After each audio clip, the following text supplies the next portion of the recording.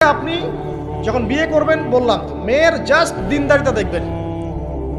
হ্যাঁ, এর উপর যদি সৌন্দর্য থাকে আলহামদুলিল্লাহ, বংশ ভালো হয় আলহামদুলিল্লাহ, মেয়ের অর্থ সম্পদ আছে আলহামদুলিল্লাহ। যদি এগুলোর কোনোটাও না থাকে, দিনদারিতা থাকে, জাস্ট ওটাকে দেখেন, আর কিছু দেখার দরকার নেই, কিছু দেখার দরকার নেই। এরপরে আরেকটা কথা বলতে ভুলে গিয়েছি যে আপনি এই লেভেলে যাওয়ার আগে নিজেও পবিত্র থাকার চেষ্টা করেন। আপনি নিজে জেনায় যায় না, নিজে পর্নে যায় না, নিজে হারাম অ্যাফেয়ার্সে যায় না। যদি আপনি যান তাহলে আল্লাহ পাক কিন্তু আপনাকে পবিত্র স্ত্রী নাও দিতে পারেন। এটাই আল্লাহ পাকের নীতি যে একজন পবিত্র মানুষ পায়। ঠিক আছে, যে যেমন আল্লাহ পাক তাকে তেমন মিলিয়ে দেন, এটা আল্লাহ পাকের একটা সুন্নাহ। এর ব্যতিক্রম হতে পারে, কিন্তু আপনি যদি পবিত্র না থাকেন আপনি পবিত্র স্ত্রী নাও পেতে পারেন।